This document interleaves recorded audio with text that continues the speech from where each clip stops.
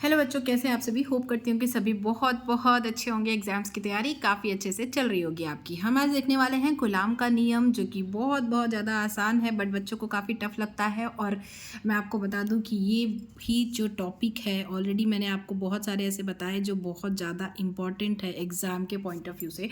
और ये कूलाम का नियम जो है वो बहुत बहुत ज़्यादा इंपॉर्टेंट है और आपके एग्ज़ाम में आने के बहुत बहुत बहुत ज़्यादा चांसेस हैं। तो चलिए शुरू करते हैं। कूलाम का नियम होता क्या है, इसके पहले मैं आपको बताऊं कि आपको एक डायग्राम, ठीक है, ये आप इतना लंबा चौड़ा पहले आप याद करेंगे, ठीक है, तो याद मत करिए इसको। पहले अब हम कहाँ से शुरू करेंगे। हम सबसे पहले ये एक छोटा सा डायग्राम देखिए। यहाँ पे एक लाइन है, कुछ नहीं है। Q1 और Q2 क्या है, तो वो आवेश है, ठीक है। Q1 Q2 ये दो आवेश हैं, दोनों के बीच में हम ये एक लाइन खींचे हैं, बस इतना ही ध्यान रखिए। कूलाम का नियम में क्या करना है, आपको एक लाइन खींचनी है, उसमें दोनों तरफ आवेश रखना है Q1 और Q2। इसे A और B से हमने मतलब बस नाम रखा है, ठीक है। और क्या बताया है, R क्या है, दूरी। R का मतलब ही होता है दूरी। तो हमने इनके बीच की को जो दूरी है उसको R से डिनोट कर दिया है, मतलब आर लिख दिया है। मान लो कितना कि हम बहुत ज़्यादा टफ लैंग्वेज में नहीं जाएंगे, बहुत आसान तरीके से पढ़ेंगे इसे। कि भाई कूलाम के नियम में एक लाइन होती है, उस पर दोनों तरफ Q1 और Q2 आवेश होता है और उनके बीच की दूरी क्या होती है, आर। इतना समझ में आ गया। ये आपको पहले करना है। नहीं, अगर आपको ज़्यादा इक्वेशन वगैरह और ये सब चीज़ें मतलब बहुत ज़्यादा नहीं समझ में आता है, तो इतना तो याद रखिए कि भाई दो आवेश होते हैं Q1 और Q2, उनके बीच की दूरी क्या होती है, आर। तो क्या बोल रहा है, यदि दो बिंदु आवेश, ये बिंदु आवेश है हमारे, ठीक है, Q1 व Q2। अब इसको लिखना भी तो पड़ेगा, आप इसको अपने तरीके से लिखिए कि भाई यहाँ पे क्या है, दो बिंदु आवेश हैं जो Q1 और Q2 और उनके बीच की दूरी क्या है, R है, ठीक है।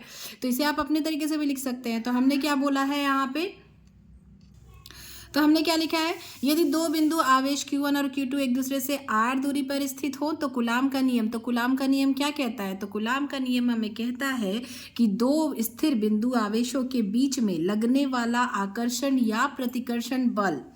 तो बल को किससे हम डिनोट करते हैं भाई, बल मतलब क्या होता है, F। क्या होता है बल, मतलब F होता है, ठीक है। तो ये कह रहा है, कूलाम का नियम क्या कहता है कि जैसे ये दो बिंदु, दो स्थिर हो गए, बिंदु बना दिया तो ये स्थिर हो गया, ठीक है, हिल विल नहीं रहा है यहाँ से। दो स्थिर बिंदु आवेशों के बीच में कोई तो बल लगता होगा ना, या तो आकर्षण लगता होगा या प्रतिकर्षण। को हमेशा हर दो चीज़ों के बीच में कोई ना कोई तो बल रहता ही है। तो भाई इन दोनों के बीच में कोई भी बल, मतलब जो लगने वाला जो बल है, या फिर वो आकर्षण बल हो या प्रतिकर्षण बल हो, उससे हमको कोई मतलब नहीं है। जो बल है वो दोनों आवेशों की मात्राओं, मतलब इन दोनों आवेशों की ये जो कितनी मात्रा में आवेश लग रहा है, ठीक है, तो ये जो दोनों आवेशों की मात्राओं के क्या होता है, गुणनफल के बराबर। मतलब जैसे Q1 into Q2 is equal to, ये मतलब ये दोनों की मात्राएं किसके बराबर, ये किसके बराबर होंगी, फोर्स जो होता है दोनों के बीच लगने वाला ये जो फोर्स है, ये इन दोनों का इंटू के बराबर होता है। आपको बस इतना ध्यान रखना है। तो मतलब सॉरी, बराबर मतलब अनुक्रमानुपाती होता है। तो F हमने क्या निकाला यहाँ से हमने निकाला है, रुकिए मैं आपको एक दूसरे पेज में समझा दूँ।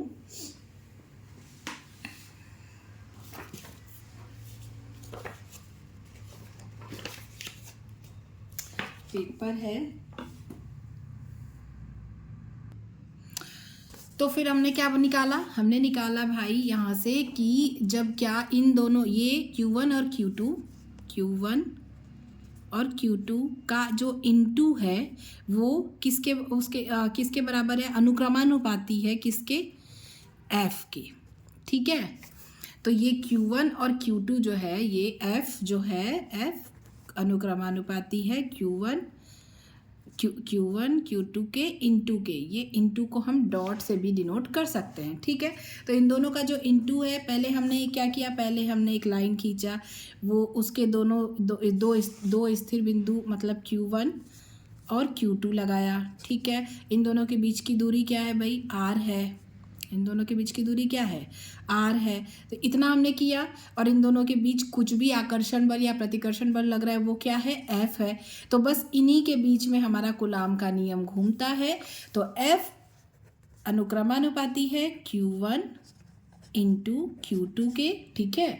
तो ये हमने लिख लिया कि भाई F जो, और जब अगर इन दोनों के बीच की दूरी, मतलब जो दूरी है इसके थ्रू हमें निकालना पड़े तो क्या बोलेंगे हम भाई कि इनके बीच की दूरी r है, r के वर्ग के अनुक्रमानुपाती होता है। तो अगर हम ऐसा करेंगे तो हमारा क्या होगा, ये 1/r², क्योंकि r के वर्ग के बराबर है। तो इसलिए अगर हम इसको आगे जब बढ़ाते हैं तो हम क्या करेंगे, Q1 into Q2 upon r का स्क्वायर, ऐसे ही लिख देंगे। ये आपको कूलाम का नियम में लिखना है।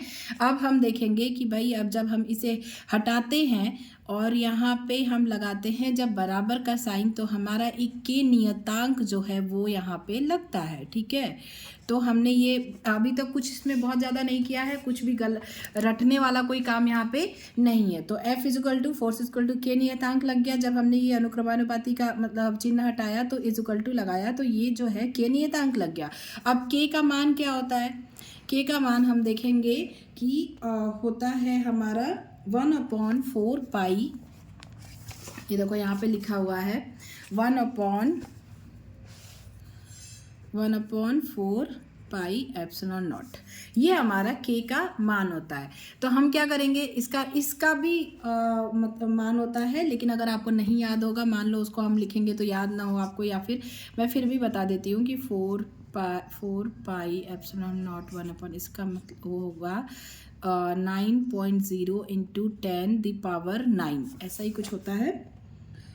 हाँ, तो newton meter square upon coulomb ही होगा शायद, हाँ मीटर स्क्वायर कूलाम है। ठीक है, तो ये हमारा इसका इतना बराबर इतना होता है। तो इसको अगर याद नहीं है, आपको याद नहीं हो रहा है, नहीं करना है, 9-10 ही तो है यार, 9-10 याद कर लो। 1/4 pi epsilon not equal to 9.0 into 10⁹, तो मतलब 9 इंटू 10⁹ ये है। मतलब अगर याद हुआ तो ठीक, नहीं हुआ तो गलत सलत मत लिखिएगा, क्योंकि यहाँ तक अगर आपने किया है और ये चीज़ गलत लिख देंगे तो इसमें हाफ मार्क्स कट सकते हो, नहीं तो ये पूरा फुल मार्क्स आपको दिलाएगा। ठीक है, तो ये अगर आपको याद नहीं हो रहा है ये पोर्शन तो मत लिखना। ठीक है, तो इतना हम लोग यहाँ तक आगे आ गए कि इसका बराबर इतना होता है। अब हम क्या करेंगे कि इसको यहाँ पे पुट कर देंगे, के का मान यहाँ पे पुट करेंगे, ये एफ फोर्स के का मान यहाँ रखेंगे 1/4 pi epsilon not Q1 into Q2 upon R का स्क्वायर। ये हमारा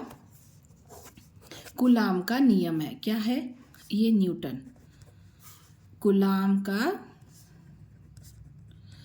नियम, ये लिख देंगे आप इतना, तो आपको फुल मार्क्स मिल जाएंगे। ठीक है, तो ये हमने पूरा वो कर दिया। अब आपको मैं बताती हूँ कि भाई जो चीज़ हमने मतलब पूरा ये इक्वेशन बनाया, इसी को पूरा यहाँ पे लिखा हुआ है। क्या लिखा हुआ है कि दो स्थिर बिंदु आवेशों, जैसा हमने Q1 और Q2 लगाया, आवेशों के मध्य लगने वाला बल, अब मतलब लगने वाला आकर्षण या प्रतिकर्षण बल F, ठीक है F, दोनों आवेशों की मात्राओं के मतलब Q1 और Q2 के गुणनफल, मतलब Q1 इंटू Q2 गुणनफल के अनुक्रमानुपाती मतलब होता है। इतना, यहाँ तो इसको तोड़ दो, यहाँ तक छोड़ो, यहीं तक अगर अपन लिखेंगे तो क्या लिखेंगे हम, F जो है वो अनुक्रमानुपाती होता है Q1 इंटू Q2 के। ये हमने पहला इक्वेशन निकाला यहाँ से। तथा उनके बीच की दूरी क्या है, R। ठीक है, R के वर्ग मतलब R का स्क्वायर के व्युत्क्रमानुपाती, मतलब F का डिनोट का F लिखेंगे, फिर वो व्युत्क्रमानुपाती या अनुक्रम सबका एक ही चिन्ह होता है, वो लगाएंगे 1/r का स्क्वायर हो जाएगा। इस बल की दिशा दोनों आवेशों को मिलाने वाली रेखा के अनुदिश होती है। ठीक है, तो इतना आप लिख देंगे तो आपको फुल मार्क्स मिल जाएंगे। और आई होप कि कूलाम का नियम अब आपको ईजी लग रहा होगा और आपको फुल मार्क्स मिल जाएंगे। और कोई टॉपिक समझना हो तो आप मुझे कमेंट जरूर कीजिएगा। ये वीडियो पसंद आई होगी, हेल्पफुल लगी होगी तो लाइक कीजिएगा, दोस्तों के साथ शेयर कीजिएगा। चैनल पर नए हैं तो प्लीज़ चैनल को सब्सक्राइब करना बिल्कुल भी ना भूलिएगा। Thanks for watching, all the best for exam.